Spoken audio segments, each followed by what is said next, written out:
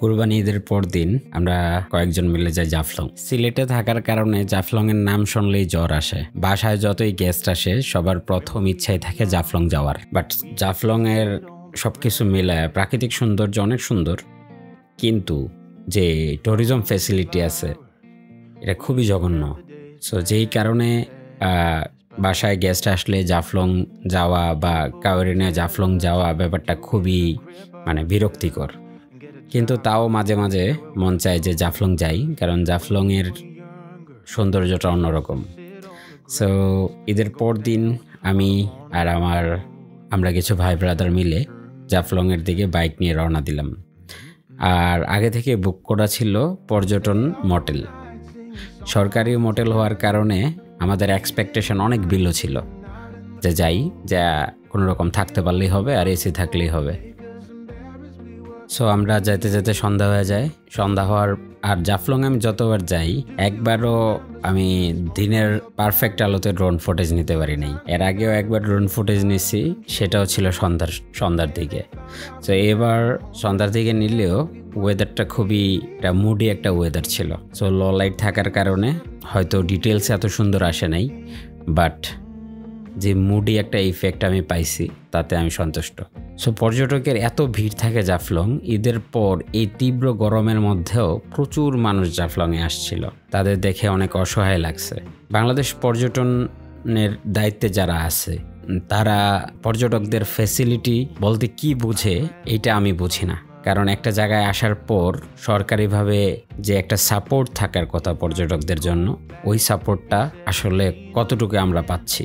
একটা কথা মনে রাখবেন যে এইটার জন্য একটা মন্ত্রণালয় আছে, আপনার কমফোর্টনেসের জন্য, আপনার পর্যটনের এক্সপিরিয়েন্স ভালো করার জন্য একটা মন্ত্রণালয় আছে, একটা ডিপার্টমেন্ট আছে, একটা পুলিশের মধ্যে একটা আলাদা উইংস আছে। তারপরেও আপনি আপনার সেবাটা পাচ্ছেন না। সো সেটা অনেক দুঃখজনক, দুঃখজনক। তো জাফলংয়ে আসার পর আমরা সচরাচর কি করি, সবাই জিরো পয়েন্টে যাই, ঝর্ণা দেখতে যাই, এই জায়গায় গোসল করে অনেকে পানিতে। সো অনেক অনেক পর্যটক আসে আর অনেক কষ্ট পায় তারা।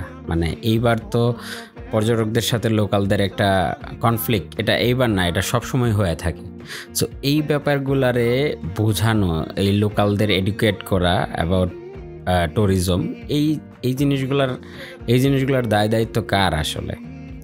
সো জাফলংয়ের এই ডিফারেন্ট সাইট হচ্ছে, এক সাইডে ইন্ডিয়ার মাউন্টেন আর এক সাইডে সিলেটের এই যে হাওর। কিন্তু এই হাওরের সাইডটা এক্সপ্লোর করা হয় না কখনোই। এক্সপ্লোর করা হয় সবসময়, দেখা হয় সবসময় ইন্ডিয়ার মাউন্টেনগুলা। আর একটা কমন ব্যাপার হচ্ছে জাফলং যাওয়ার পরে সবাই যারা ফার্স্ট টাইম যায় তাদের একটা কথাই হচ্ছে যে সব ইন্ডিয়া নিয়ে নিল, বাংলাদেশের কিছুই দিল না। এটা একটা কমন আক্ষেপ যারা এই জাফলংয়ে যায়। এটার সাথে আপনি একমত কিনা তা কমেন্টে জানাবেন। তবে এই আক্ষেপটা থাকতো না যদি বর্ডারের সিচুয়েশনটা আমেরিকা কানাডার মতো থাকতো, বা ইউরোপিয়ান বর্ডারগুলোর মতো যদি বর্ডারের অবস্থা থাকতো। আমরা ট্যুরের জন্য দুই দেশ হওয়া সত্ত্বেও আমরা ভিসার ফি পে করে, বা পোর্ট এন্ট্রি ফ্যাসিলিটি যদি থাকতো, বা আমাদের ভেহিক্যাল নিয়ে যাওয়ার ব্যবস্থা যদি থাকতো অন্যান্য দেশে যেমন থাকে, যদি আসলেই ট্রুলি ভারত আমাদের বন্ধু কান্ট্রি হইতো, তাইলে একটা বাঙালির মনেও এই চিন্তা আসতো বলে আমার মনে হয় না যে সব ইন্ডিয়া নিয়ে গেল।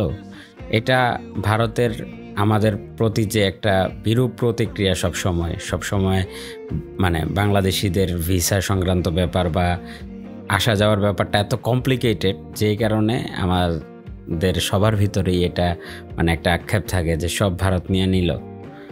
সো আর জাফলংয়ের এই সাইডে যেই মাউন্টেন হালকা টিলার উপর দিয়ে যে রাস্তাগুলো আছে, এই রাস্তাগুলোর কাজও চলতেছে এখন। আর ঢাকা টু সিলেট এর রাস্তা খুবই খারাপ, সিলেট টু জাফলংয়ের রাস্তাও এত ভালো না এখন। তাও অনেক বাইকার ভাইরে দেখছি যে প্রচুর স্পিডিং করেন। এখন আপনি যদি একটা নতুন রাস্তায় এসে রাস্তার কন্ডিশন না যায়, ওভার কনফিডেন্ট নিয়ে অনেক স্পিডিং করেন, একটা অ্যাক্সিডেন্টের শিকার হন, হয়তো আপনি মারা যাবেন বা আপনি অনেক ক্ষয়ক্ষতি হবে আপনার। কিন্তু আরও অনেক বাইকার আছে যারা বাইক নিয়ে জাফলং বা এরকম টোরগুলাতে বেরোতে পারবে না, পরিবার তাদের দিবে না। আপনার এই নিউজটা বের হবে, তারপর পরিবার ভয় পেয়ে যাবে বা বাইকারও নিজের কনফিডেন্স হারিয়ে ফেলবে। সবার কথা চিন্তা করে আমরা সবাই রাস্তায় সেফ ড্রাইভিং করার ট্রাই করব। এই হচ্ছে পর্যটন মডেল। আমি ভাবছিলাম সরকারি যেহেতু জায়গা, তো জাফলংয়ে তো সুন্দর সুন্দর জায়গার অভাবই নাই, তো এটাও মোটামুটি অনেক সুন্দর জায়গা, তবে এর থেকে আরও অনেক সুন্দর জায়গায় চাইলে সরকার মডেল করতে পারত। এই মডেলের যারা কর্মকর্তা ছিল তারা খুবই হেল্পফুল ছিল, খুবই ভাল লাগছে তাদের মানে আতিথেয়তা, যেটা কিনা অনেক প্রাইভেট রিসোর্টে গেলে পাওয়া যায় না। তারা আমাদের খুবই ভালোভাবে ওয়েলকাম করছে, তাদের মুখে সবসময় হাসি ছিল। এই জিনিসটাই আসলে সবচেয়ে গুড সার্ভিস হচ্ছে, যে রিসোর্ট বা হোটেল বা মোটেলের এমপ্লয়ীদের মুখে হাসি নিয়ে গেস্টরে সার্ভ করা। When we were younger, we used to sit on the grass and go, damn, I don't wanna grow old. Stay up all night singing songs on the terrace. We didn't mind sitting